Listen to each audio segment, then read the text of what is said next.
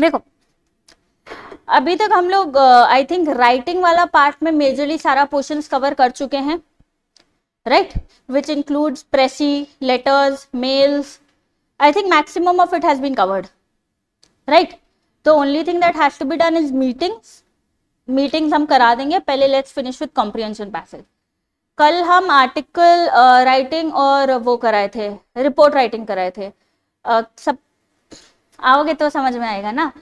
भैया आप तो आए थे, आपको समझ आ गया? हाँ अच्छा ठीक है. आज हम लोग करेंगे कॉम्प्रिहेंशन पैसेजेस. ठीक है. अब कॉम्प्रिहेंशन पैसेजेस आई थिंक तुम लोग ऑलरेडी एक बार कर चुका होगा जब क्लास 11-12 में होगा, 9-10 में होगा, right. So what was exactly आप लोग कर क्या रहे थे कॉम्प्रिहेंशन पैसेजेस में?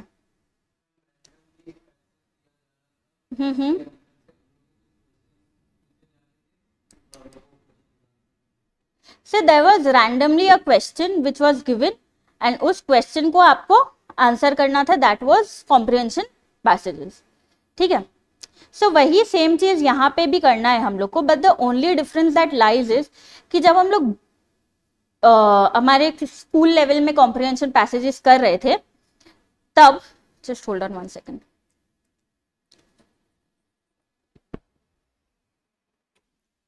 हाँ क्या बोल रहा?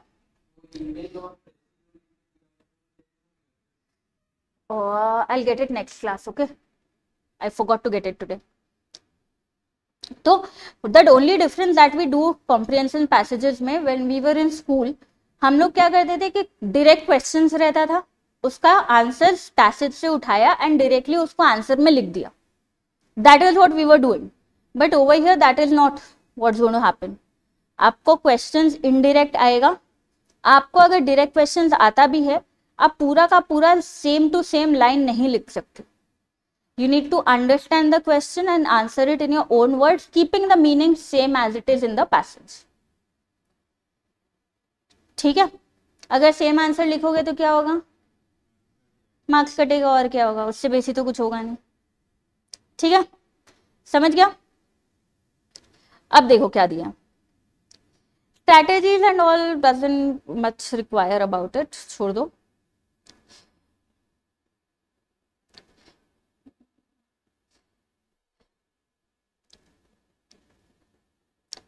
चलो ना लेट्स कम टू कि पैसेज जब आ जाता है तो पैसेज को हमको पढ़ना कैसे है, कितना देर टाइम इन्वेस्ट करना है, कैसे अटेम्प्ट करना है.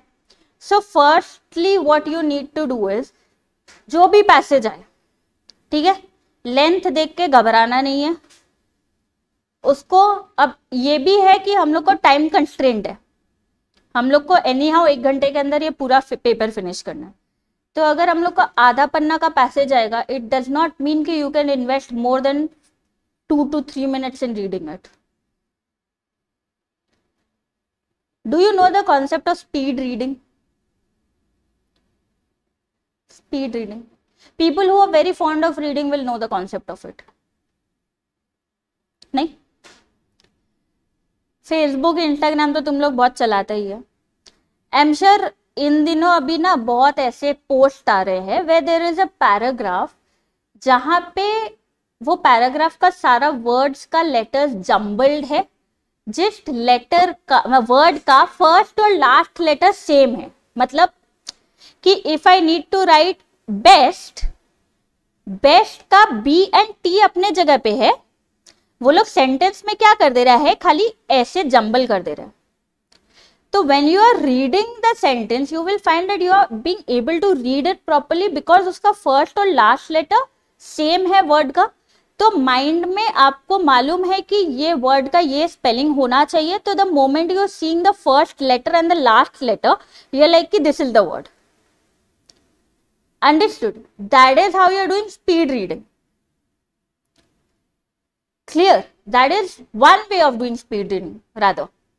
The second way of doing speed reading is to omit things like articles, first person addressing, second person addressing. उन सब चीज को avoid करो. Read the main words in it. For example, if this is the line, what is spirituality? If this is the line, if I need to do speed reading, What spirituality? Nothing living, sensible, striking, balance your material life. Understood? तो ये just की point समझने पढ़ने से मेरे mind में register हो गया कि this is the line about which is asking कि स्पिरिचुअलिटी क्या है. इट इज नथिंग बट एक बैलेंस बनाना between your material life and rest of the sentence as it goes on. Clear? So now to achieve the second part of speed reading is not possible for us to do it initially. Abhi, don't try doing that. You will fall into trouble. These are done by people who are into very much, मतलब उनको accustomed हो गए हैं पढ़ते पढ़ते पढ़ते. तो what you can best do is ये जो letter वाला जो हम speed reading बताया कि first letter second last letter से फटक फटक फटक फटक पढ़ता जाओ. ठीक है? Now when you are reading the passage, you need to give one reading quick. One quick reading दे दिया. अगर आपको ये लगता है कि हाँ ये रिपीट हो रहा है, लाइन छोड़ दो, नेक्स्ट लाइन पे जंप कर जाओ, don't do that mistake. Don't do that mistake because the passages वो लोग जो देते हैं अभी तक में जो मैंने देखा है, नोटिस किया है, is basically passages on current affairs or political issues or economical issues. So there are going to be words and lines which are going to be repeated, but you will see आगे जाके कि supposing वो लोग GDP के बारे में कोई तुमको पैसेज दिया and they are talking about GDP of the last 10 years of the country, तो obviously हर लाइन में GDP वर्ड रिपीट होगा, बट क्या चेंज होगा? Percentage of GDP over the years will keep changing. तो अगर तुम ये माइंड में ये लेके चलोगे अरे इसमें भी तो जीडीपी के बारे में बोला है, कट करो नेक्स्ट में जाओ, कट करो नेक्स्ट में जाओ, सो you will miss on information. तो वो गलती मत करना कि जस्ट बिकॉज लाइन आपको लग रहा है रिपीटेटिव है, मीनिंग रिपीटेटिव है तो स्किप कर जाओ. Don't do that. You do not skip any line. You read each and every line from starting to the end. Clear? First reading हम लोग कर लिया. फर्स्ट रीडिंग करने के बाद में हम लोग क्या करेगा? जो क्वेश्चन हम लोग को दिया है ना, जो क्वेश्चन हम लोग को दिया, हम लोग को बेसिकली उस क्वेश्चन को पढ़ना है. पढ़ने के बाद जब हम लोग स्पीड रीडिंग किया तो हम लोग को एक तो पिन पॉइंट आ गया होगा ना कि ये क्वेश्चन का आंसर एग्जैक्टली किस कोना में छुपा है इन द पैसेज. एक रफ आइडिया हो जाएगा. So you go back to the passage and remember there are a lot of people who suggest to you कि क्वेश्चन पेपर में आंसर्स को ब्रैकेट कर दो, अंडरलाइन कर दो, टिक कर दो. Don't do all that. Question paper पे कुछ भी लिखना while the examination is on is not allowed excepting ticking the questions that you have attempted.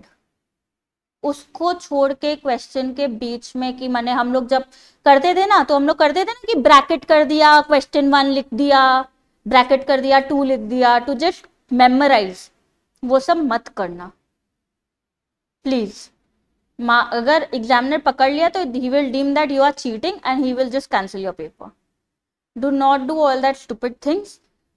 Question 1 उठाओ, माइंड में सोचो उसका आंसर किधर है, वो फटाक से पढ़ो and write the answer then and there. ये नहीं कि सारा चारों क्वेश्चन पढ़ेंगे फिर आंसर खोजेंगे फिर एक साथ में लिखेंगे. वैसे करोगे तो जंबल हो जाएगा. समझ रहे हो?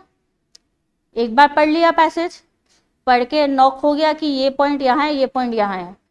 फर्स्ट क्वेश्चन उठाया, उसका प्रोबेबल आंसर खोजा, लिखा. नेक्स्ट क्वेश्चन उठाया, प्रोबेबल आंसर खोजा, लिखा. समझा? क्लियर हुआ? Now while you are doing this you will save time. ठीक है? And if you are not following this process, 4 question पढ़ के फिर एक साथ में करेंगे, देन तो you will jumble up. You will have to keep looking again and again कि भाई अरे ये क्वेश्चन का आंसर किधर था, ये क्वेश्चन का आंसर किधर था. समझ रहे? उतना टाइम नहीं है तो एक एक उठाओ, एक एक सॉल्व करता जाओ. क्लियर हुआ? पक्का? नाउ अब इस पैसेज से रिलेटेड आपको 4 क्वेश्चंस तो मिलेगा ही मिलेगा. 4 में से they will be 2 direct questions. Like they will ask कि ये क्वेश्चन का मीनिंग क्या, मतलब ये पैसेज का मीनिंग क्या है, या what is talked about the topic in the passage. ये सारा एक रेलिवेंट क्वेश्चन जो है वो मिलेगा. There will be one question which will be asked about either उसी पैसेज में कोई वर्ड का एंटोनिम, सिनोनिम्स या उसी वर्ड का मीनिंग, ठीक है। There will be one question like that जहां पे 4 या 3 वर्ड्स दिए जाएंगे, या तो उनका एंटोनिम्स लिखने को मिलेगा, या तो उनका सिनोनिम्स बोलेगा, या तो उनका मीनिंग बोलेगा। This is a must. These 3 questions is a must. Sorry, 2 questions is a must. The third question that will come, which is a must, will come कि उस पैसेज का एक टाइटल दो या हेडिंग दो। पैसेज का title या heading, जैसे प्रेसी में भी हम लोग कर रहे थे ना, हेडिंग लिख रहे थे, याद है? प्रेसी का एक तो टाइटल दे रहे थे, वैसे ही इसका भी टाइटल देना पड़ेगा। That is a must question which will come, ठीक है। The fourth question that can come is of, याद है हम लोग समरी किए थे, समरी, प्रेसी, नोट मेकिंग, 3 बताए थे ना, 3 चीज एक साथ। तो ये जो समरी, नोट मेकिंग, प्रेसी वाला चीज है वो इसी पैसेज का आएगा, कि इसी पैसेज का या तो समरी लिखने को आएगा, या तो प्रेसी लिखने को आएगा, या तो इसी पैसेज का नोट मेकिंग करने को आएगा। अंडरस्टूड? पैसेज का कितना ऑप्शन मिलेगा? 2 पैसेज देगा, 2 में से एक आपको अटेम्प्ट करना है, विच इज कंपल्सरी। 2 में से एक पैसेज देगा which is compulsory, which you have to do. अब तुम बोलोगे कि मैम इतना कम टाइम में हम दोनों पैसेज कैसे रीड करेगा, कैसे डिसाइड करेगा कि फर्स्ट करना है या सेकंड करना है? अरे पैसेज का तो 1-2 लाइन तो ऊपर से पढ़ ही सकते हो। You can invest at least 20 to 25 seconds in reading the first 3 lines. First 3 line पढ़ लिया ऑफ वन पैसेज, ठीक लगा ठीक है, नहीं लगा सामने बढ़ जाओ। Second what you can do is to estimate कि वो 4 क्वेश्चंस में से कौन सा तुमको लग रहा है इज इजियर। कोई में पैराग्राफ में ऐसा हो सकता है कि चारों क्वेश्चंस ही डायरेक्ट क्वेश्चंस हो, सेकंड पैराग्राफ में हो सकता है 3 direct questions and 1 note making summary वाला चीज। So whichever you are comfortable, कि नहीं आपको लगता है कि प्रेसी समरी वाला जो पैसेज है उसको अटेम्प्ट करने से कंफर्टेबल हूं, तो वो कर लो। 3 लाइन पढ़ लेना, क्वेश्चन पढ़ लेना, लगे कि हाँ ये अटेम्प्ट कर सकते हैं। वर्ड जैसे फॉर एग्जाम्पल वर्ड मीनिंग वाला क्वेश्चन तो आएगा ही, हम बोला तो वर्ड मीनिंग में से वर्ड जो है उसका मीनिंग आता है कि नहीं, विच इज द वन जिसका क्लोजेस्ट हम आंसर कर पाएंगे। Pick up that passage and get over with it. Clear? अब जरूरी नहीं कि एग्जैक्ट, अब आप बोलोगे कि मैम एग्जैक्ट मीनिंग नहीं पता तो क्या करें? एग्जैक्ट मीनिंग नहीं मालूम, just write the closest meaning to the passage. उस वर्ड का जो क्लोजेस्ट मीनिंग हो सकता है आपके अकॉर्डिंग उस पैसेज में, उसको आप लिख दो। समझ आया? बोलिए।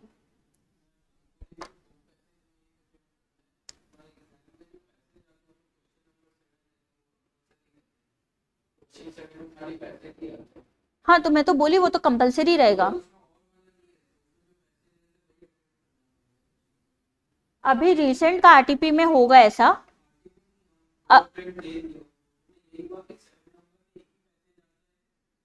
Then they must have reduced the options. Earlier they used to give 2 options, and instead of question 7 they used to put it as question 1. हाँ हाँ, और एक वो नोट मेकिंग, हाँ समरी वाला जो है उसी का, वही हम बोला कि वो तो ऑप्शन में रहेगा ही। हो सकता है पैस, तो कंपलसरी तो हम बोल ही रहे कि वो 4 क्वेश्चन तो कंपलसरी तुमको अटेम्प्ट करना ही है। पैसेज का जो चॉइस देता था वो मे भी बंद कर दिया। Earlier they used to give passage में choices, now they must have stopped giving passage में choices, but then you need to attempt 4 questions तो compulsory है ही।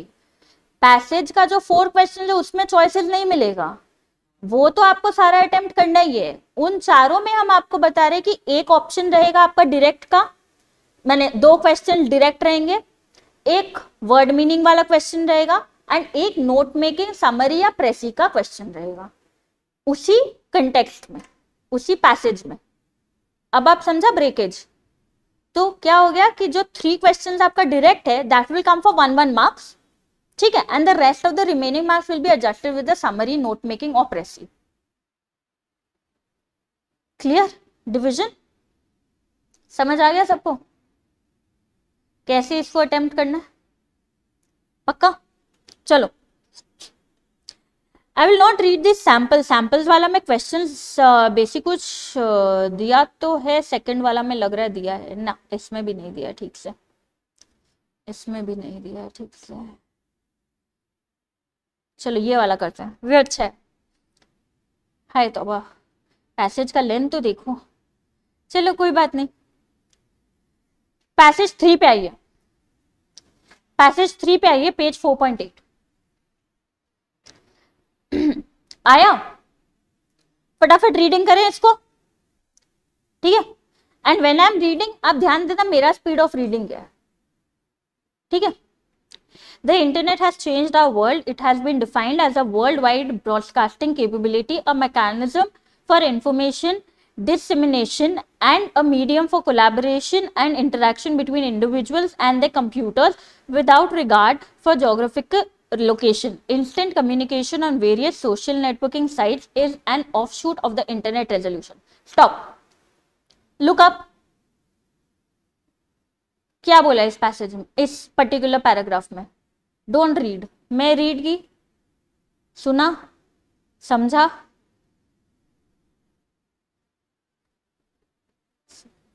क्या बोला इस पैराग्राफ में?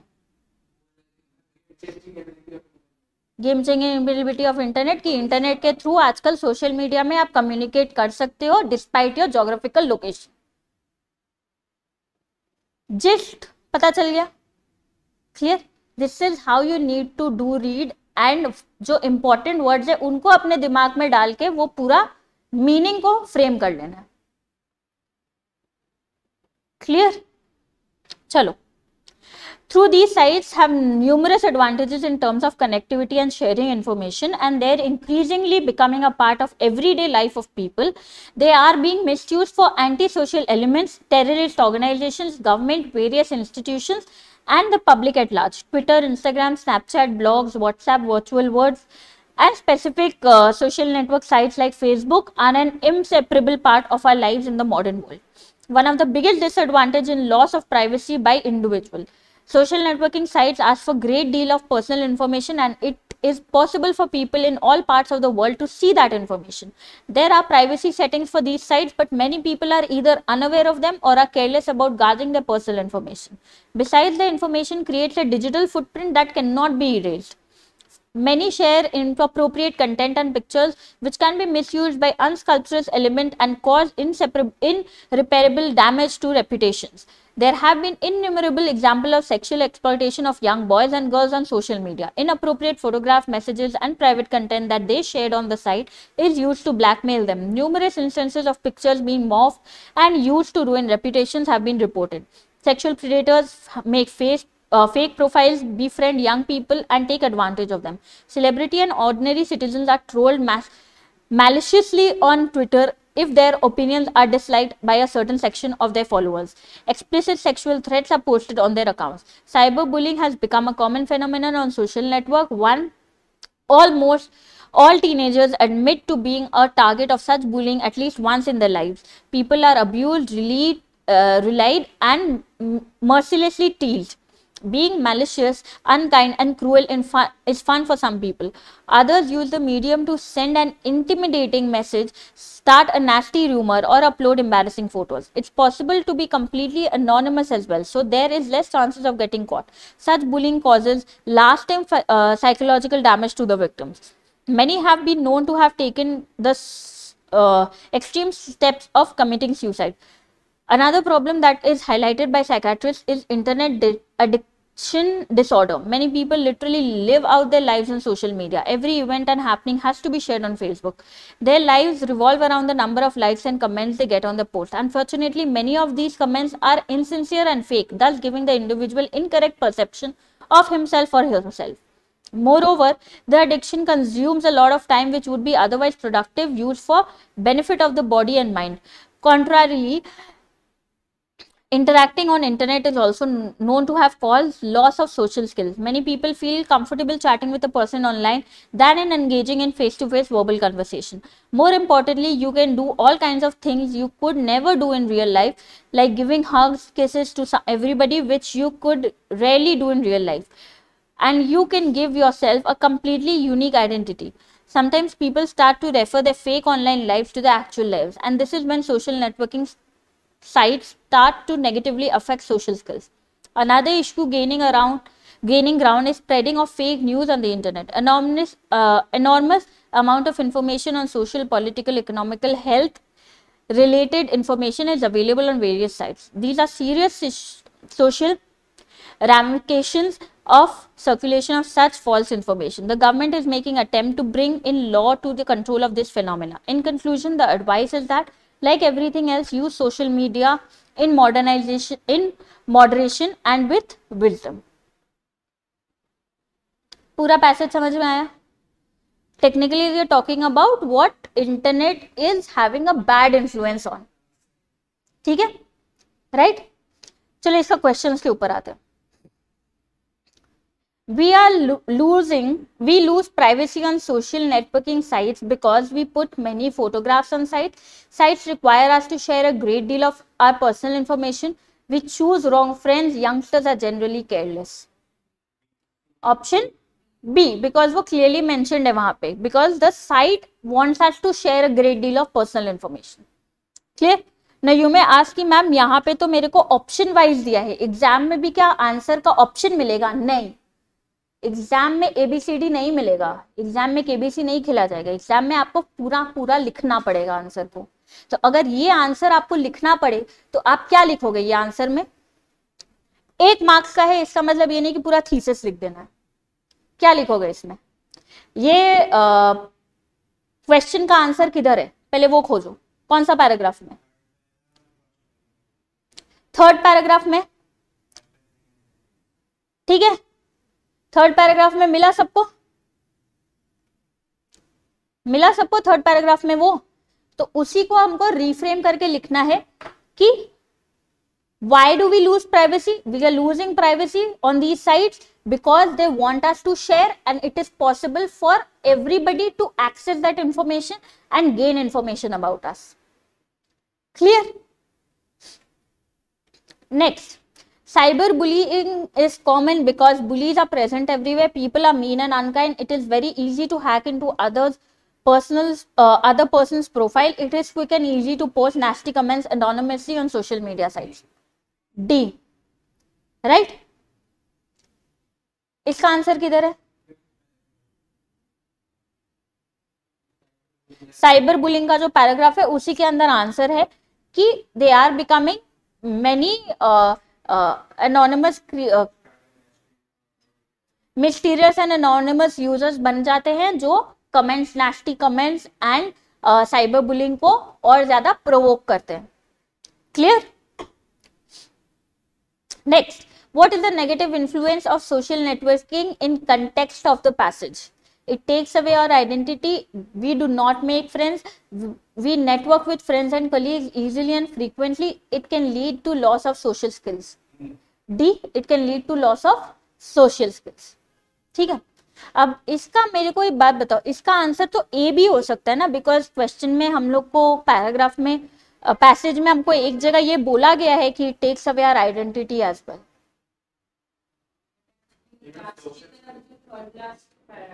वो जो आइडेंटिटी वाला चीज है, वो जो आइडेंटिटी वाला पॉइंट है, वो तो सोशल स्किल्स वाले ही पॉइंट में क्लब करके दिया हुआ है ना.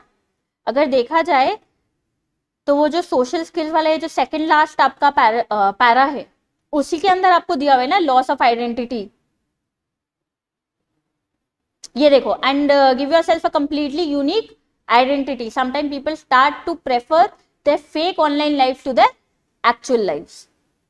Clear? So the answer will be D as well. मतलब D as it is. ठीक है. Next, which of the following is not a byproduct of social networking as per the passage? Sexual predator, damaged social skills, ability to make friends, waste of great deal of time. Ability to make friends. Next, which of the following word is more similar to intimidating as used in the passage. Intimidating word का मतलब क्या होता है? क्या? तो इस word का अपने पैसेज में क्या यूज है?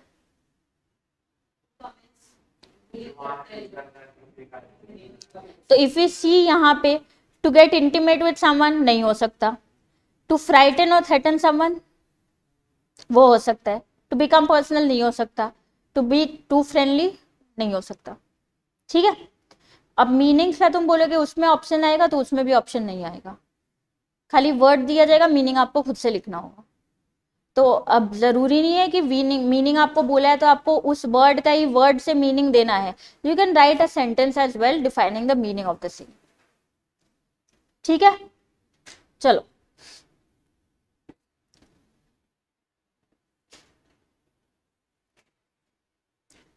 अब इसका जो प्रैक्टिस एक्सरसाइज है, इसमें तुम लोग, इसका सब में तो एमसीक्यू है यार, कौन सा में एमसीक्यू नहीं है? सब में तो एमसीक्यू दिया है, लेकिन एमसीक्यू तो देता नहीं है, पूरा आंसर लिखना पड़ता है। तो क्यों प्रैक्टिस एक्सरसाइज में पूरा एमसीक्यू भर दिया? सब में एमसीक्यू दे रखा है। चलो कोई बात नहीं, फिर भी अपने को तो एमसीक्यू दिया है तो क्या है, अपने को तो आंसर लिखना है। ठीक है, तो इसमें से आई leave it upon you, you have 12 passages in total two do.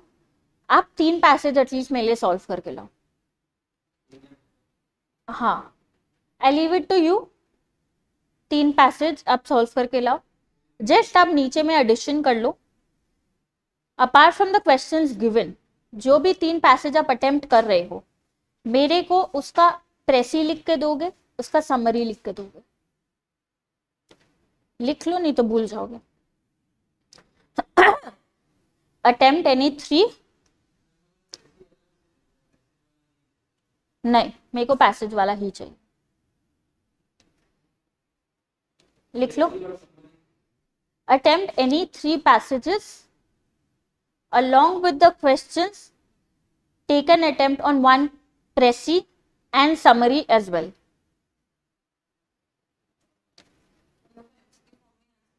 नहीं, प्रॉपर आंसर लिखना है, एमसीक्यू आंसर नहीं लिखना है, प्रॉपर आंसर लिखना है।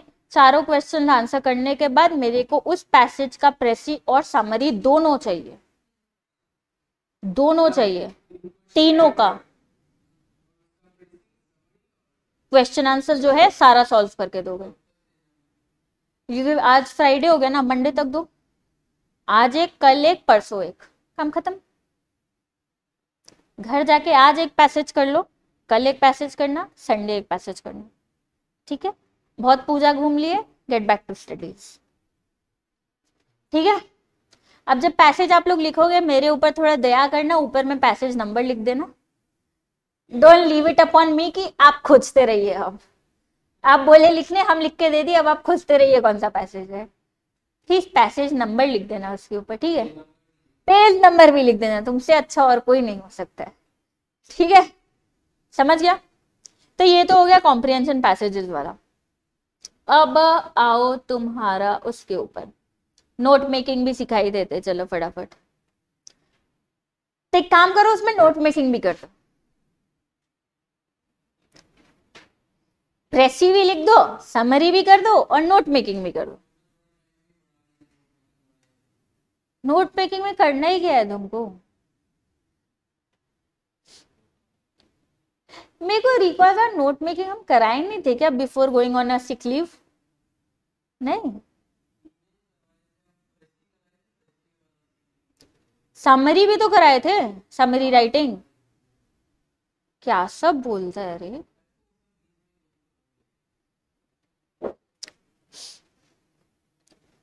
देखो, नोट मेकिंग अपने कभी ना कभी जिंदगी में किया ही है। ठीक है, स्कूल में हम लोग करते थे ना, हेडिंग दे दिया, हेडिंग देख के बुलेट दे के उसका सब हेडिंग लिख दिया, उसका डेफिनेशन कर दिया, फिर सब हेडिंग लिख दिया, फिर डेफिनेशन कर दिया। That is what you are going to do in note making itself. ठीक है, पैसेज आपको दे देगा, ठीक है, पैसेज आपको दे देगा, आपको वो पैसेज को खाली ब्रेक करके उसको नोट में डिवाइड करना है। क्लियर? अब जब आप नोट मेकिंग करते हो, दो अलग अलग तरीका होता है उसको करने का, एक लीनियर नोट मेकिंग, एक नॉन लीनियर नोट मेकिंग। अब लीनियर नोट मेकिंग क्या होता है, ये सबसे सिंपल होता है, सबसे कॉमनली यूज रहता है। हेडिंग दिया, सब हेडिंग, फिर सब हेडिंग, उसका सब हेडिंग, करते करते करते करते जैसे स्टेप बाय स्टेप पैराग्राफ को ब्रेक करते जाएंगे in different different steps. Clear? जैसे फ्लो चार्ट बनाते हैं ना, फ्लो चार्ट बनाया है? अरे फिजिक्स में, बायोलॉजी में कभी ना कभी तो बनाया होगा, अकाउंट्स में भी बनाते ही है फ्लो चार्ट, बनाया है ना? वही फ्लो चार्ट का कॉन्सेप्ट को यहां रख के हमको इसको करते जाना है। 2-3 things that we have to keep in mind. Firstly, जो नंबरिंग आप करते हो वो नंबरिंग को ठीक से करना। फॉर एग्जाम्पल, आपको लगता है कि आपका नोट मेकिंग में मोर देन 2 सब हेडिंग्स जाएगा, तो हमको क्या करना है, मेन हेडिंग को या तो आप रोमन में रखो, उसके बाद सब हेडिंग्स को न्यूमेरिकल्स या अल्फाबेट्स में रखो, ठीक है, या तो मेन हेड को अल्फाबेट्स में रखो, बाद बाकी सब हेडिंग्स को आप न्यूमेरिकल्स या रोमन्स में रखो। नोट मेकिंग में 3 ही तरह से तो आप डिवीजन कर सकते हो ना, एक अल्फाबेटिकल, एक रोमन और एक न्यूमेरिकल। इसके अलावा और कोई तरीका है? बुलेट्स है, लेकिन bullets will not be considered as headings. Headings को 3 ही तरीके से कर सकते हो, हेडिंग्स एंड सब हेडिंग्स को 3 ही तरीके से कर सकते हो, न्यूमेरिकल्स, आपका रोमन्स या अल्फाबेटिकल, ठीक है, उस तरह मेंटेन करके करेंगे। बोलिए।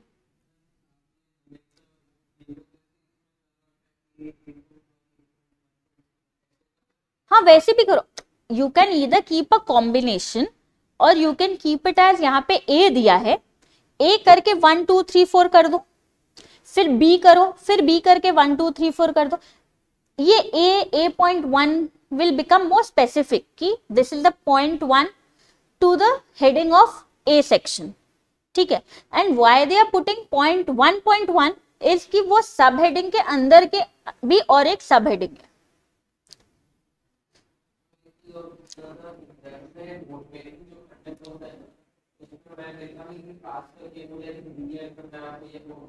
That is completely upon you.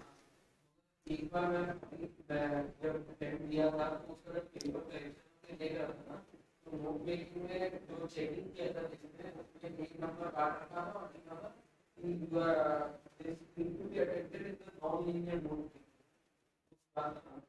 Are you sure? Question में लिखा हुआ था कि क्वेश्चन में तो बीच में 2 नंबर था, चेक सीधा था, शीट पे लिखा हुआ था कि इससे करते हैं ये नॉन लीनियर।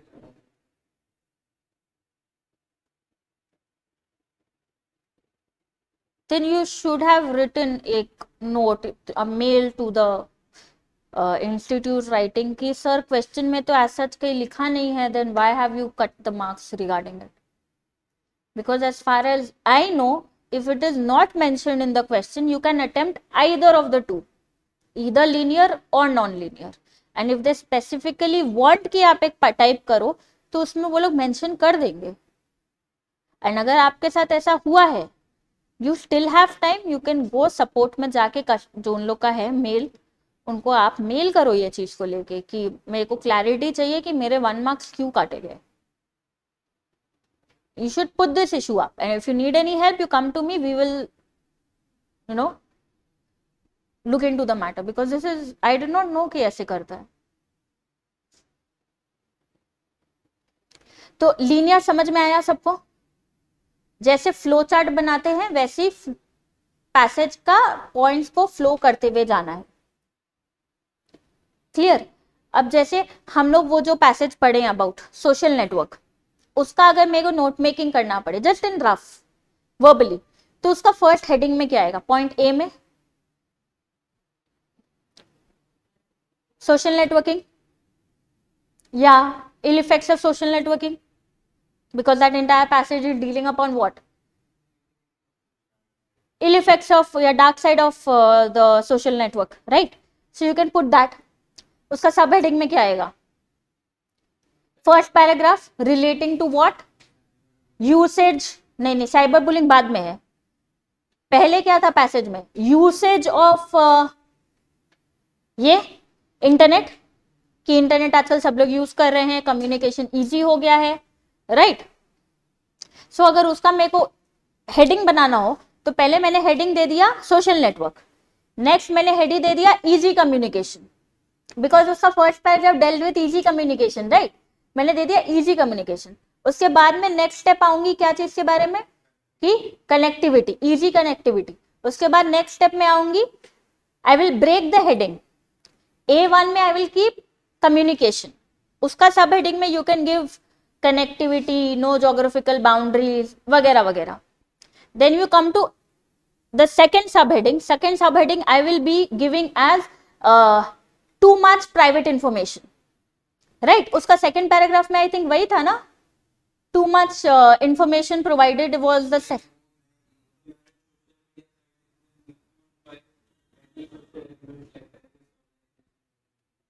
तो वो डाल देंगे कि यूसेज ऑफ इल और mismanagement of the usage of internet.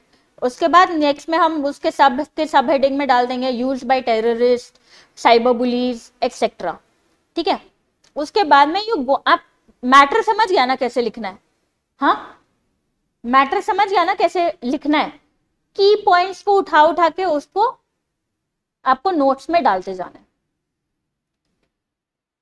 Clear हुआ? तो ये तो हो गया लीनियर। तो नॉन लीनियर क्या हुआ फिर?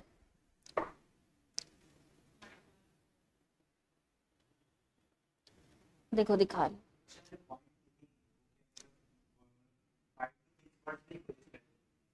जी जी, सब हेडिंग को 1 या 2 वर्ड के अंदर रैप अप, सब का सब हेडिंग के अंदर max to max 4 to 5 words.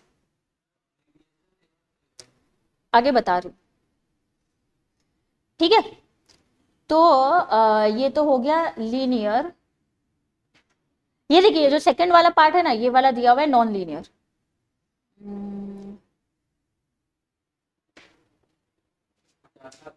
आगे चले गए ना हम,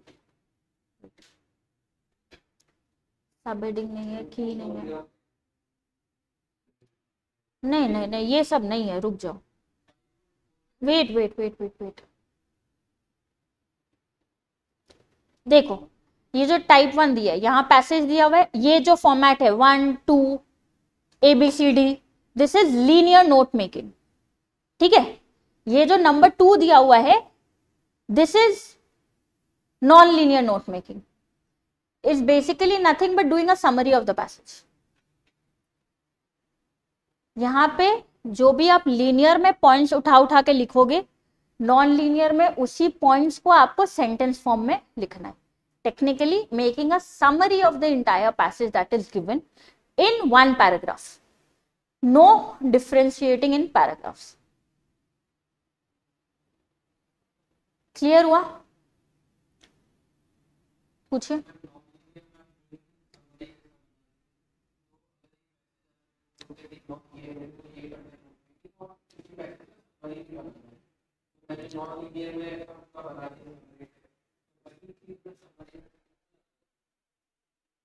You can keep the base same, थोड़ा incorporate words, sentences incorporate करके make a difference in the length, make a difference in the words used.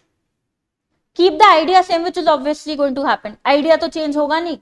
What you can change is कि note making में आप exact words उठा लिया, exact sentence उठा लिया, summary में उसी word का कोई synonym लिख दिया, सेंटेंस को थोड़ा सा आगे पीछे कर दिया, सेंटेंस को एक्टिव नहीं पैसिव में लिख दिया, पैसिव नहीं एक्टिव में लिख, just changing and playing around with the words, the meaning remains same.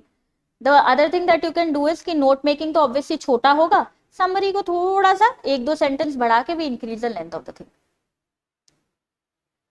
Clear? समझ गया? आइडिया विल रिमेन सेम दोनों का। क्लियर हुआ? तो लीनियर और नॉन लीनियर का वो हम समझ गए पैटर्न। अब जब आप लीनियर नोट मेकिंग कर रहे हैं, ठीक है, आपको कुछ कुछ चीजों का ध्यान रखना है। फॉर एग्जाम्पल आपका नंबरिंग जो आप कर रहे हैं, नंबरिंग के साथ साथ आपको जो ध्यान रखना है is about the key, that is the abbreviations used. अब जरूरी नहीं है कि हर जगह आपको वर्ड, फॉर एग्जाम्पल आप जीडीपी के बारे में अगर नोट मेकिंग कर रहे हो तो you are making use of the word gross domestic product कि आप जीडीपी लिख रहे हो, because note making is something जो आप फटाफट करोगे, it is for recapitulation, quick recapitulation, so you will not write gross domestic product, you will write GDP. So what you need to do is कि जब आप लीनियर नोट मेकिंग कर रहे हो, एब्रिविएशंस यूज कर रहे हो, आपको उसका एक की बना के देना है। कभी स्कूल में टोपोग्राफी मैपिंग रीडिंग किया है? मैप रीडिंग किया है कभी? मैप देखा है कभी? एटलस खोला होगा जिंदगी में कभी तो एटलस का कॉर्नर में देखना, राइट हैंड साइड कॉर्नर में एक तो डब्बा बना हुआ रहता है जहां तुमको दिया रहता है कि ये सिंबल का ये मीनिंग है, ये सिंबल का ये मीनिंग है, करेक्ट। वैसे ही आपको यहाँ पे एक तो की बना देना है कि ये एब्रिविएशन का ये meaning. Last, now when you are making the abbreviation, firstly it has to be logical abbreviation, an abbreviation which is used in daily life. For example, words like, जैसे मैंने बोला GDP हो गया, नॉर्मल अगर grammatical abbreviation बोला जाए तो क्या क्या होता है? एक तो मेरे को याद हो रहा है एक्सेट्रा, और क्या एब्रिविएशन यूज होता है? दैट इज का एब्रिविएशन, और किसका? अच्छा, हाँ, ऐसे, और versus. So these are common abbreviations which we use. Between का भी होता है, ठीक है। तो यू अंडरस्टूड ना द पॉइंट, ठीक है। सो वो सारे एब्रिविएशंस को अब आप बोलोगे कि क्या हम एब्रिविएशंस बना सकते हैं? बनाओ, बट उसका की जरूर दे देना, बना लो, उसका की जरूर दे देना।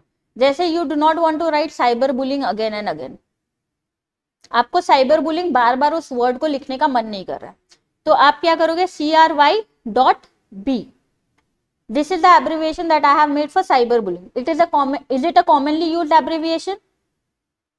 Is it a commonly used? No, this is something that I have made. तो मैं की में जाके I will make sure कि ये abbreviation मैं सबसे पहले की में लिखूं कि CRY.B का मतलब होता है cyber bullying.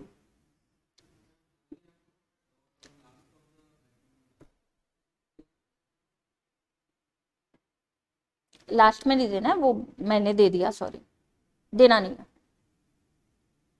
Clear? So first numbering ध्यान रखना है, नेक्स्ट एब्रिविएशंस ध्यान रखना है। क्लियर? अब एब्रिविएशंस के बाद में और क्या चीज का ध्यान रखना है? इज, ये तो हो गया, symbols that you are using, symbols that you are using. For example, अगर कहीं पे भी आपको न्यूमरिक्स या रोमन्स यूज करने का मन नहीं है, आप सिंबल यूज कर रहे हो, ठीक है, तो आपको उस सिंबल का मतलब बताना है।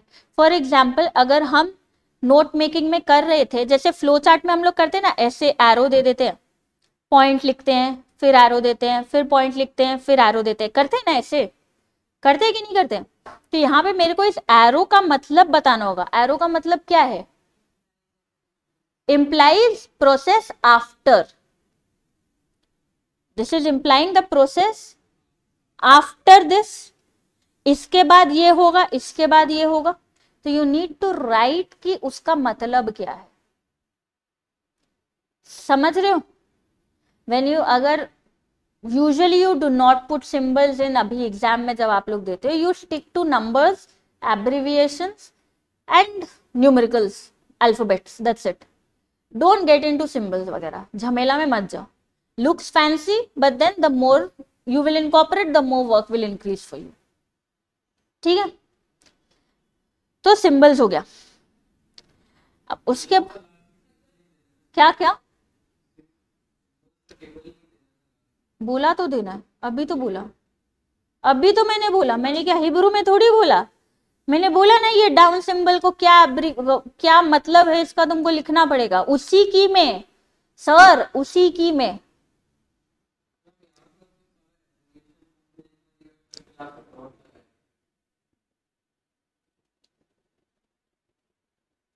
धीरे कॉमनली यूज बाबा,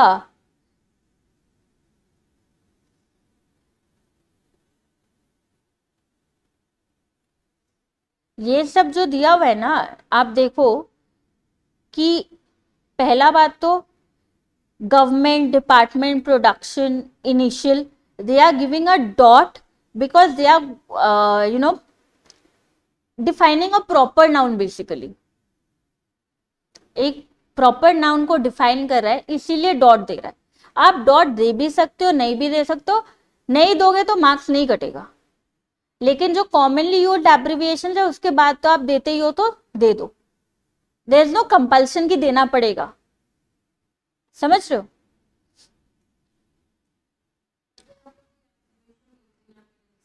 मत करो, कोई जरूरी थोड़ी है,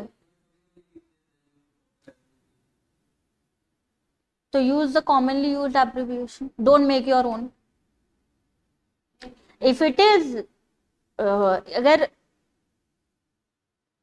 नोट मेकिंग कर रहे हो, अटेम्प्ट कर रहे हो and you are going for linear, alphabet use कर लो, नंबर्स यूज कर लो, रोमन्स यूज कर लो, एंड एब्रिविएशन एक या दो यूज कर लो which is a common abbreviation. एक कॉमन एब्रिविएशन उठा के उसको यूज कर लो।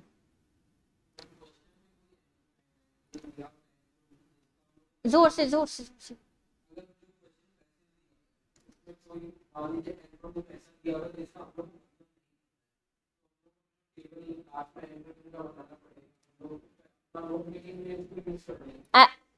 एक्रोनिम जो है वो आप कहाँ बोल रहे हो कि आपके पैसेज में यूज होगा?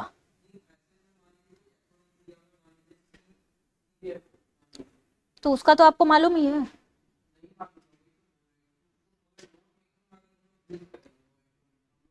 सुनो, if there is an acronym, usually they will give something which is related to your topic always. आज आप को अगर कोई इकोनॉमिकल इशू को लेके पैसेज देगा तो उसमें जो मोस्टली जो चीजें शॉर्ट फॉर्म जो यूज होती है वो आपको मालूम होगी। खुदा ना खास्ता ऐसा सिचुएशन आ गया where you do not know the full form of the word, you इधर की में उस चीज को लिख के उसका डेफिनेशन को खाली छोड़ दो अगर आपको एग्जैक्टली नहीं मालूम है, और अगर एग्जैक्टली मालूम है नाम उसका क्या होना चाहिए वो आप लिख दो।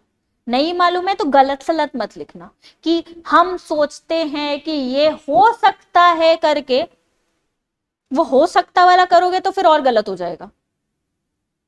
नहीं आता है मत लिखो। एंड सबसे अच्छा हम तो बोलेगा अगर वो एक्रोनिम तुम्हारा उसमें यूज हुआ है पैसेज में तो तुमको जरूरी थोड़ी है कि तुमको नोट मेकिंग में उस एक्रोनिम को यूज करना है।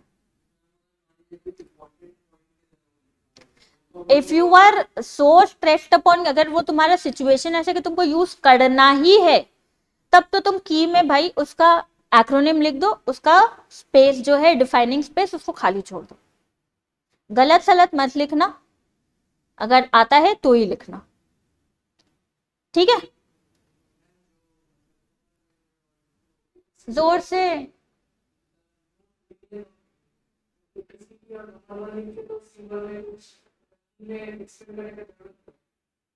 मतलब समझा नहीं।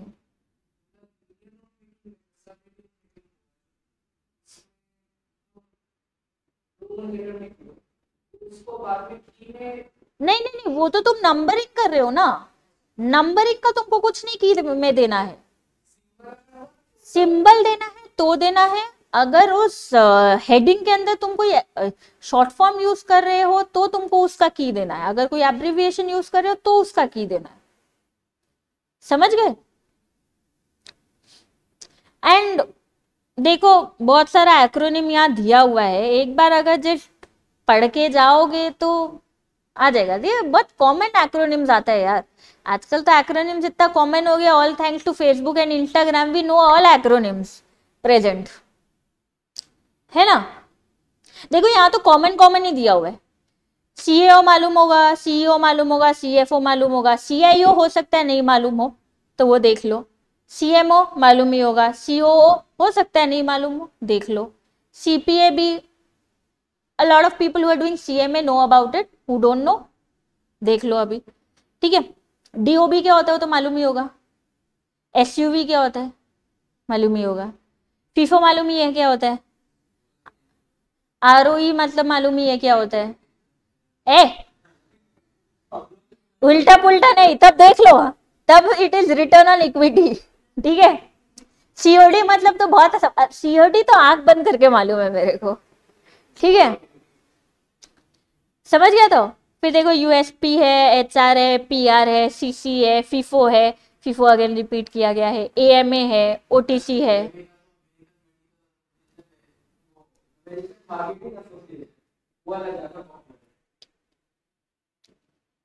सी there are a lot of acronyms जिसका आपको लगता है कि मीनिंग इज दिस, उसका expanded form is this, but then you will find that कि वो एक्सपैंडेड फॉर्म उस पैसेज से तो कोई रिलेशन ही नहीं है,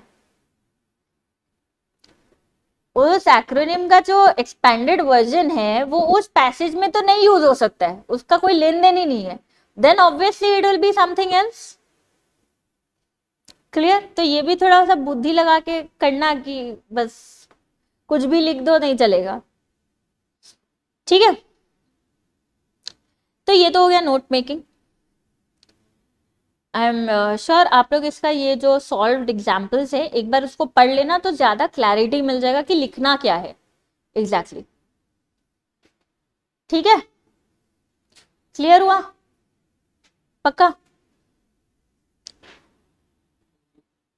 क्या खत्म ही है, माने क्या खत्म है? हाँ नोट मेकिंग तो फिर खत्म है, और कुछ बड़ा बात नहीं है इसमें। एंड आप पक्का ये चीज को एस्केलेट करेंगे, आज फ्राइडे है, drop a mail today, Saturday Sunday official mails मत लिखो, जब का भी दिया हुआ हो you should have raise this issue ना, एटलीस्ट सर को आके बोलते, अगर जहां भी अगर हम लोग क्या नहीं कर रहे थे कहीं और कर रहे थे तो उनको बोलते।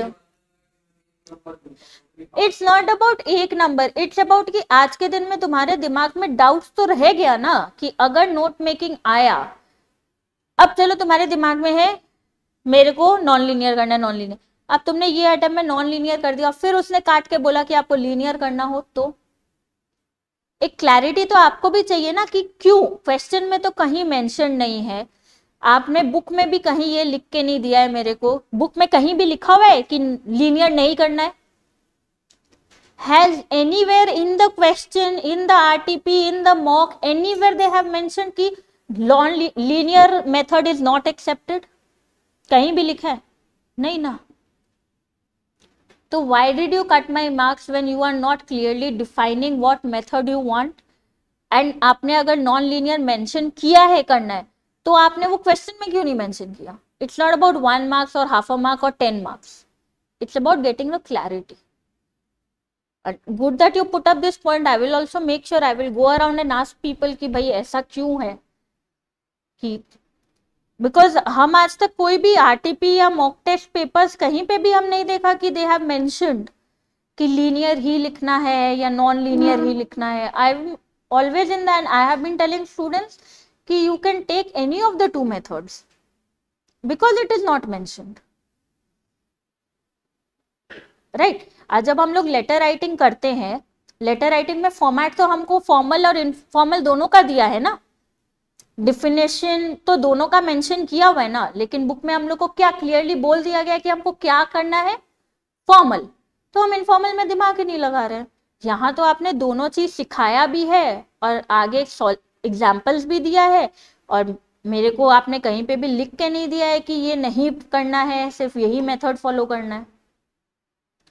Understanding? You escalate this from your end. I will also look into this matter from my end. Okay? चलो अच्छा तो अभी एक बार देख लो तो कंटेंट्स में जाके, I think I have covered everything in writing. Writing का पार्ट में सारा कवर हो चुका है as far as I know. First chapter से लेके जाओ तो बेसिक्स ऑफ राइटिंग में तो ऐसा कुछ है नहीं।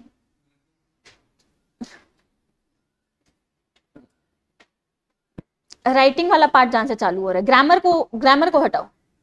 बेसिक्स ऑफ राइटिंग में तो ऐसा कुछ करने का नहीं है। उसके बाद का चैप्टर क्या है, करा दिए, फिर हाँ करा दिए, फिर नोट करा दिए, हाँ फॉर्मल लेटर करा दिए, मेल भी करा दिए, रेज्यूम भी हो चुका है, बस बचा मीटिंग। मीटिंग अभी हम करा रहे हैं। तो टेक्निकली राइटिंग का पूरा पार्ट अपना फिनिश हो जा रहा है।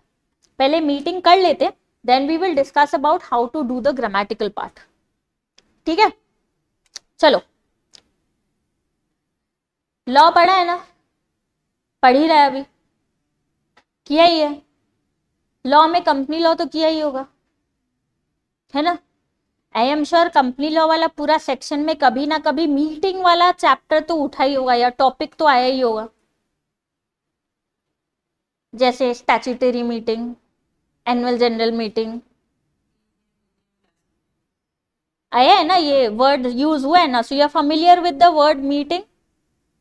ठीक है, so what are we doing over here, माने इस बेसिकली इस चीज में हमको कॉन्सेप्ट में करना क्या, इसमें बेसिकली कुछ नहीं है।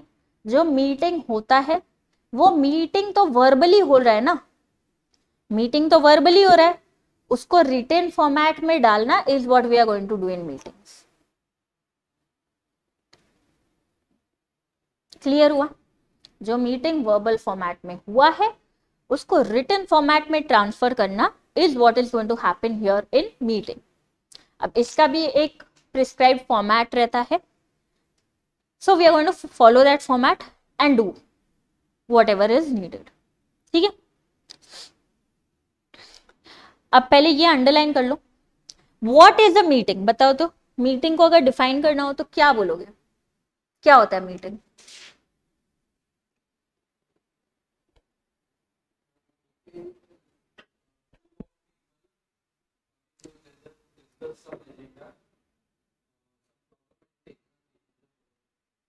मीटिंग इज बेसिकली कुछ सम important people getting together discussing about a topic, उसका प्रॉब्लम, उसका सोल्यूशन, वो सारा चीज जो होगा दैट इज मीटिंग।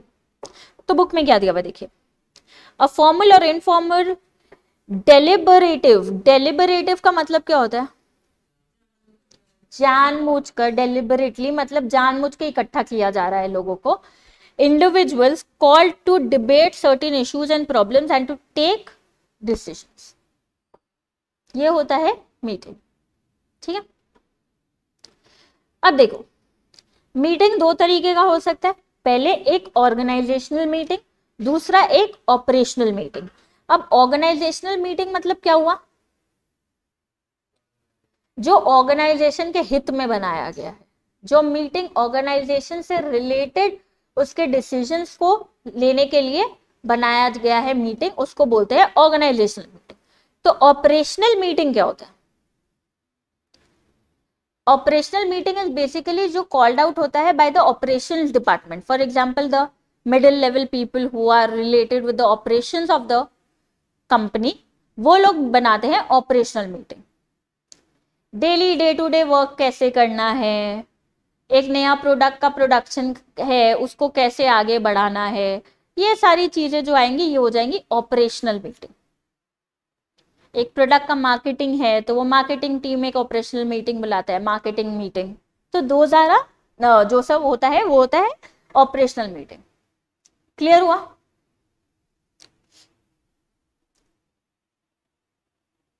अब देखो ये इंपॉर्टेंट है, ये आता है एग्जाम में, प्लीज इसको रट लेना। What are the requisites for a meeting. Requisites मतलब व्हाट आर द रेक्विजिट्स मतलब क्या क्या चीजें जरूरी है एक मीटिंग को बनाने में, एक मीटिंग को ऑर्गेनाइज करने में क्या क्या चीज का दरकार पड़ता है, वो है requisites of a meeting. Point 1, select the right participants, कि भाई ये मीटिंग में आएगा कौन, ये मीटिंग जो हम रख रहे हैं उसमें आएगा कौन, वो एक पहले सिलेक्ट कर लेना। सेकंड, सेट एन एजेंडा, कि ये मीटिंग में मेरे को क्या क्या बात करना है, what are the points that have to be discussed in this meeting. Clear. Send intimation to all participant. Intimation का मतलब क्या होता है, नोटिफाई करना in the form of a notice, कि भाई आपको सबको इस तारीख इस जगह पे आके हाजिर होना है इस टॉपिक पे बात करने के लिए। क्लियर। Fourth, appoint a facilitator. अब ये फैसिलिटेटर कौन होता है, कभी वो देखा है लोकसभा में स्पीकर का काम देखा है, क्या करता है वो, बोलते हैं ना अभी आपका डन है, अब आप चुप हो जाइए, आपका डन है, आप चुप हो जाइए, अरे आप मिसयूज कर रहे हैं, यू आर मिसकंडक्टिंग, आप चुप हो जाइए, आप बैठ जाइए, maintain Shanti, all that thing is done by a speaker. वही स्पीकर का काम is done over here bye a facilitator. That facilitator ensures the smooth functioning of the meeting. Clear. Next, after the facilitator we see arrive at clear conclusion and formulate next steps, कि भाई meeting arrange कर लिए, लोगों को बोल दिए, facilitator आ गया, उसके बाद का जो जो स्टेप्स है, मैंने जगह अरेंज, जगह का ठीक से अपॉइंटमेंट करना, चेयर टेबल लगा लेना, रिफ्रेशमेंट देख लेना, माइक ठीक से काम कर रहा है कि नहीं, कोई और डॉक्यूमेंट अगर दरकार है कि नहीं, वो सारा चीज सारा एक साथ में मिला के करके रखना is what is coming at a clear conclusion and formulate next steps. Clear. उसके बाद आता है create opportunity for creativity and participation. मतलब कि अब मीटिंग चालू हो गया है, आपको proper participation of all members लेकर आना है, तो वो आपको देखना होगा कि कैसे कैसे किसको किसको पार्टिसिपेट करना है। जैसे यू मस्ट हैव नोन की जब लोकसभा में सेशन बैठता है तो each and every party has an allotted time period, कि आपके में से अगर कोई आदमी बोलेगा तो उसको इतना मिनट मिलेगा बोलने के लिए। कोई पॉइंट है that designated person has appointed a person कि तुमको बात करना है, तो उसको एक लिमिटेड टाइम दिया जाएगा कि इस पॉइंट पे अगर आप बात कर रहे हो तो आपको इतना मिनट मिलेगा। That is how you are encouraging कि everyone comes and speaks, everyone is getting an opportunity to put their point forward. Clear? वो होता है इसका मतलब। ठीक है। अब वो करने के बाद में नेक्स्ट हम लोग को देखना है कि what is the need of an agenda, कि एजेंडा हमको क्यों चाहिए। हम लोग ये अड्डा मारने आए हैं क्या? हाँ हाँ हाँ, तुम कोई कंपनी का एजीएम में जाते हो, तुम क्या वहां पे खाली ओ हाँ बंधु सब ठीक আছে बस चाय बनाए এখন चाय बिस्किट খেয়ে बेरिए जाओ, बस ये करने आते हो। if you are a stakeholder in a company and you are going to the AGM, what do you will have in your mind कि एज ए स्टेक होल्डर हम एजीएम में जा रहे हैं तो मैं क्या क्या एक्सपेक्ट करूंगी उस मीटिंग में। कंपनी का profit loss balance sheet disclose किया जाएगा, उनका डिविडेंड जो पे आउट है वो डिसाइड किया जाएगा, एक्सेट्रा रिलेटेड जो एक एजीएम में होना चाहिए, which is why an agenda is being fixed, कि when you are having a meeting तो उस मीटिंग में these are the topics that you have to expect कि ये बात होगा। अब जैसे अगर आप लोगों ने मीटिंग जब कंपनी लॉ पढ़ा होगा तो उसमें देखा होगा कि दो मीटिंग्स के बारे में ज्यादा बात होता है। First is statutory meeting, second is an AGM, that is an annual general meeting. So when we are talking about it, तो जब नाम आप सुन रहे हो statutory meeting तो आपके दिमाग में क्या स्ट्राइक कर रहा है? First meeting held by the company, company के इनकॉर्पोरेशन होने के बाद, फंक्शनिंग होने के बाद, तो उसमें क्या डिस्कस होता है कि भाई हमने ऐसे कंपनी चालू किया है, ये हम प्रोस्पेक्ट कर रहे हैं कि इतना हम आगे बढ़ेंगे, आज साल के लिए ये काम अलाइन कर रखा है, right. Similarly when you are talking about an AGM, तो एजीएम में आप क्या डिस्कस कर सकते हो कि क्या काम प्रोस्पेक्ट सोचा था पिछले साल उतना हुआ है कि नहीं, उतना करने के बाद कितना आया कितना निकला, आगे कितना दे सकते हैं अपने स्टेक होल्डर्स को। These are the topics relevant to the meeting. Clear. That is what is an agenda, so that people do not divert from the topic. Clear हुआ? Next, देखो, अब आपको एक एजेंडा को भी बनाने को आ सकते कि they can tell you to draft an agenda for a meeting. अब एजेंडा तो सब तरह का मीटिंग में होता होगा ना, चाहे वो एजीएम हो, स्टैट्यूटरी मीटिंग हो, ऑपरेशनल हो, फंक्शनल हो, सब चीज के लिए एक एजेंडा होगा. तो एक एजेंडा आपको ऐसे टैबुलर फॉर्म में बना देना है. देखिए, पहले इसने एक कॉलम रखा है टाइम का, फिर उसने एक टॉपिक का कॉलम डाला है, फिर उसने एक अटेंडीज का कॉलम डाला है, फिर उसने एक स्पीकर का कॉलम डाला है, और कितना ड्यूरेशन देना है उस स्पीकर को बोलने का, वो एक कॉलम डाला. This is a rough estimate of the timing, topic and person who is going to speak in a tabular form. Is this made in every meeting? Yes, this is made in every meeting. Now, when is this agenda circulated? There was this one question, I think it came in the mock test. They had asked the students, when and where is the agenda circulated? When का answer दो. Invitation. Use the particular term. You are not a novice. You know what the term is. Law में पढ़ा होगा. कितना दिन का prior 14 what? 14 days of. तो उस वर्ड को क्या बोलते हैं? 14 days का क्या दोगे?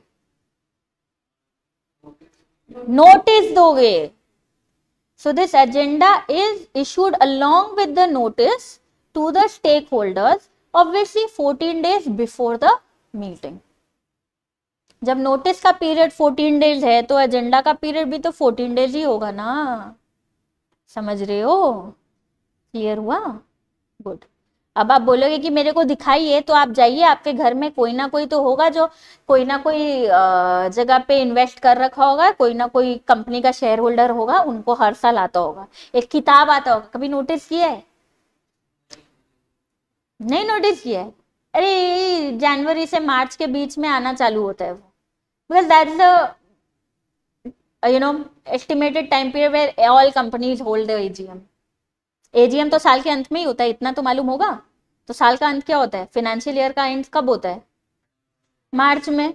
तो उसी पीरियड में सब लोग अपना एजीएम होल्ड करते हैं. तो उस पीरियड में देखना तुम्हारे घर के लेटर बॉक्स में बहुत ऐसे किताबें आती होंगी जहाँ पे नोटिस रहता है, एजेंडा रहता है, पिछले साल अभी तक का जो बैलेंस शीट है वो रहता है, वो सारे other financial related documents, relative information, वो सब चीज रहती है. क्लियर हुआ? कहाँ पे? 13.2 कहाँ लिखा भाई?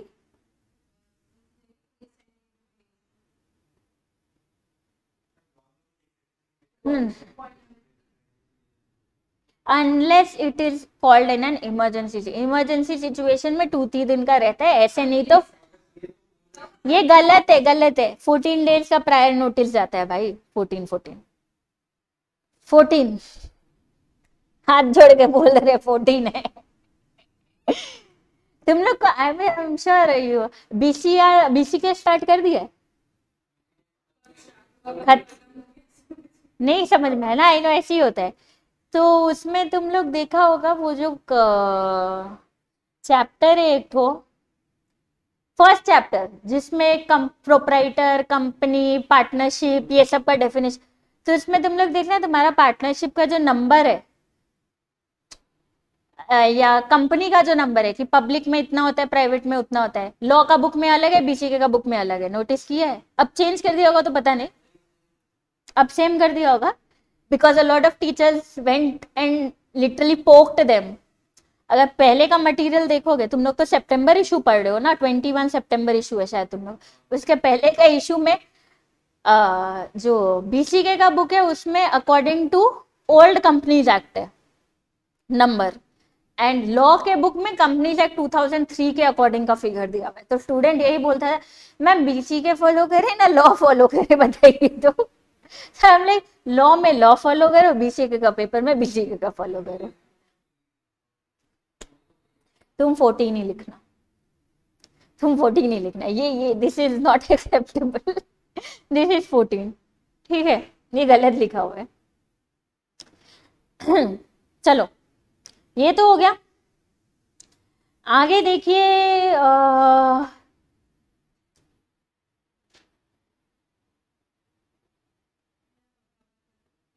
हम एसी बंद कर रहे, तुम पंखा क्यों बंद करोगी?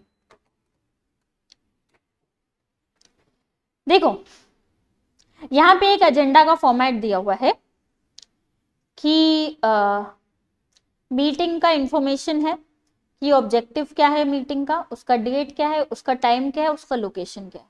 उसके बाद में एजेंडा का आइटम्स, मतलब क्या क्या पॉइंट ऑफ डिस्कशन है। ऊपर में ये जो था ना टॉपिक, ये देखो ये जो टेबल में टॉपिक दिया हुआ था, उसी टॉपिक को यहाँ पे उन लोगों ने 1 2 3 4 करके दे दिया एंड प्रेजेंटर का नाम दे दिया। जैसे यहाँ पे हम लोगों ने था ना speaker, name of the speaker, वही चीज यहाँ पे प्रेजेंटर के फॉर्म में। तो आप बोलोगे कि हम टेबल में लिखें ना ऐसे लिखें, तो आप ऐसे लिखेंगे। कैसे लिखेंगे? ऐसे लिखेंगे।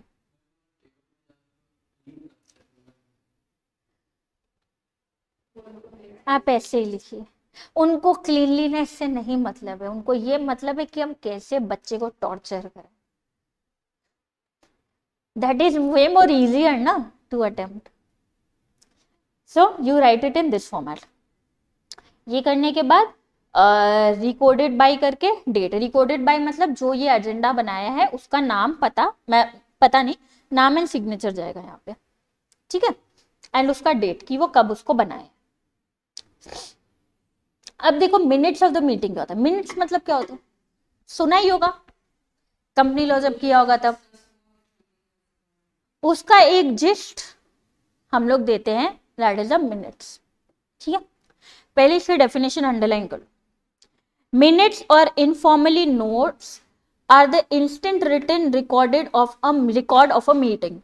These typically describe the event of the meeting and may include a list of attendees or participants, a statement of the issue considered by the participants and related responses or decisions for the issue. उसमें क्या बात हुआ, क्या problems arise हुए, उसका क्या solution निकला, वो सारा चीज को एक जगह रिटन फॉर्मेट में डालना is what is minutes. Clear हो गया? अब steps in writing and all भी पढ़ने का दरकार नहीं है। दिस इज लाइक बेसिकली जो नोट मेकिंग वाला सिनेरियो हम लोग ले रहे थे ना, उसी को यहाँ पे अप्लाई करना है। इंपॉर्टेंट पॉइंट्स उठाना है, हेडिंग में डालना है, लिखते जाना है। समझ गए? क्लियर हुआ? अब देखिए एक एग्जाम्पल दिया मैं मिनट्स का, यानी फॉर्मेट। आप मिनट्स लिख दिए, डेट लिख दिए कि वो कब, मिनट्स किस मीटिंग से रिलेटेड है, उस मीटिंग का डेट एंड टाइम आप मेंशन कर देंगे। मीटिंग कब स्टार्ट हुआ ये लिख देंगे। उसके बाद आप ये लिखेंगे कि उसमें पार्टिसिपेंट्स कौन कौन थे। अब आप बोलोगे कि अगर हम एजीएम का मीटिंग कर रहे हैं, उसका अगर हम मिनट्स लिखने जाएंगे तब तो फिर अनगिनत लोगों का नाम आ जाएगा। हाँ, तब तो फिर कितने ही शेयर होल्डर है सबका नाम हम लिखेंगे क्या? तब उस केस में क्या होगा? तब उन केस में हम क्या करेंगे? देखिए जो इंपॉर्टेंट लोग हैं, कौन कौन? Board of directors, CEO, general manager, organisational managers, उनका नाम दे दिया, ठीक है। आगे देखो और क्या दिया। देखो जैसे बाइफिकेशन कैसे किया, देखो mister Kamlesh product head spoke about the new product, कि एजेंडा में तो मैंने डिस्कस किया है ना मेरा क्या क्या पॉइंट्स है, उससे रिलेटेड उठाएंगे लोगों को, कि प्रोडक्ट रिलेटेड एक आदमी है, एक न्यू प्रोडक्ट का डिस्कशन होगा तो उसको एक आदमी प्रेजेंट करेगा, उसका नाम यहाँ लिख दिया। अब मशीनरी प्रोक्योरमेंट के लिए या परचेज के लिए एक आदमी है, उसका नाम उठा दिया कि he will talk about purchasing of material. Clear? HR का कोई प्रॉब्लम है जो एजेंडा में डिस्कस होगा रेम्यूनरेशन को लेके, तो एचआर का रेम्यूनरेशन प्रॉब्लम कौन डिस्कस करेगा? एचआर। तो उठा के लिख दिया representative of HR this person talk about remuneration. बोलिए क्या क्या? मतलब ऐसे ही 4-5 चेयरमैन डायरेक्टर बोर्ड डायरेक्टर हम लोग पार्टिसिपेट में लिख देंगे और ये लोग कुछ बोले ऐसा हम लोग लिख देंगे, मगर मान लीजिए क्वेश्चन में स्पेसिफिकली एक शेयर होल्डर का नाम दिया है और बोले कि वो कुछ ऐसा बोला है, वो मिनट्स में मेंशन जी जी जी, और अगर उसका यहाँ मिनट्स में मेंशन करेंगे तो उसका मान लीजिए नाम दिया है मिस्टर सुधीर, तो उसका भी पार्टिसिपेंट्स प्रेजेंट में फिर मिस्टर सुधीर लिखेंगे। यस, लिखना पड़ेगा उसको। If there is any specific shareholder's name who is raising a concern given, तो participant में देंगे कि Mr. Sudhir shareholder holding these many shares। अगर उतना स्पेसिफिकेशन नहीं दिया हुआ है पेपर में तो just mister Sudhir shareholder raised an issue regarding whatever the concerned question says। ठीक है, जब ये लिख देंगे, ये लिखने के बाद में देखो यहां पे देखो लास्ट में क्या लाइन दिया हुआ है, the chairperson declared an open house for participants to put up their concerns and finally gave a vote of thanks. When you are mentioning this, so you are mentioning कि ये सारे मतलब share holders को भी opportunity दे रहे हैं बोलने के लिए। क्लियर हुआ? अब वो करने के बाद में देखो लास्ट में हम लोगों ने कर दिया conclusion stated, proposal for more funds put forward, tenders to be release, ATR to be submitted by 12 December your. ATR मतलब action taken report. Action taken report क्या होता है?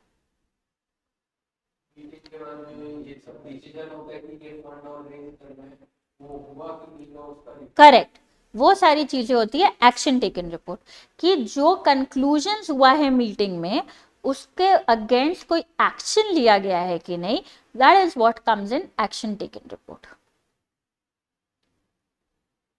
ठीक है, देखिए action taken report is a report compiled few days after a meeting stating the various actions taken as per decisions made, discussions made.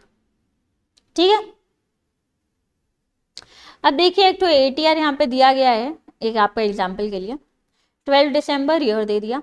As per the meeting held on 5 December at the head office of SV technologies the following actions have been reported.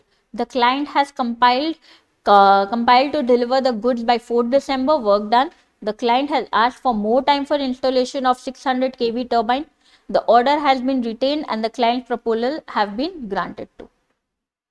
Clear? समझ में आ गया?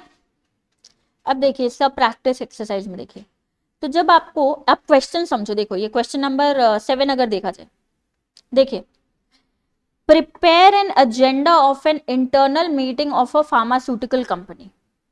अब एक बात बताओ, यहाँ पे जब दिया हुआ है इंटरनल मीटिंग मतलब क्या होगा? ऑपरेशनल मीटिंग या ऑर्गेनाइजेशनल मीटिंग? ऑपरेशनल, क्योंकि ऑर्गेनाइजेशनल मतलब कि you are inviting your outside यानी your share holders as well, your stake holders as well. So this is an insider meeting which is an operational meeting. The meeting would primarily discuss the heavy sales of paracetamol drug and the inability to cope with the extensive demand as opposed to a limited supply. Includes speaker from the drug and delivery department, subject experts and sale and marketing experts. Clear? अब जब आपको ये दिया गया है तो आपको क्या फॉर्म करना है? एजेंडा निकालना है। एजेंडा आप लोगों ने देख लिया था कैसे बनेगा, देखो 7th वाला कर रहे थे ना, ये देखो make an agenda in tabular form, refer to answer 3। अब यहाँ देखो वही सेम चीज रिपीट हो रहा है, दिया दोनों मेथड है, अब हम टैब्यूलर करें कि वो लीनियर वाला करे, क्या करे, कुछ डिफाइन नहीं। करने को आप दोनों कर सकते हो, आपको जो ठीक लगे, आपको जो इजी लगे।